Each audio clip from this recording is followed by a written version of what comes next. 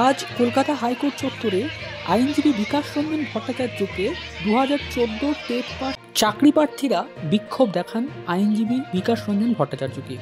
Kolkata high court চত্বরের ছবি আপনারা দেখতে পাচ্ছেন। সেখানে 2014 টেট পাস চাকরি প্রার্থীরা আইনজীবী বিকাশ রঞ্জন ভট্টাচার্যকে অভিনবভাবে বিক্ষোভ দেখালেন। এই মুহূর্তের সেই ছবি আপনারা দেখতে পাচ্ছেন সোশ্যাল মিডিয়ায়, যে ভিডিওটি ভাইরাল।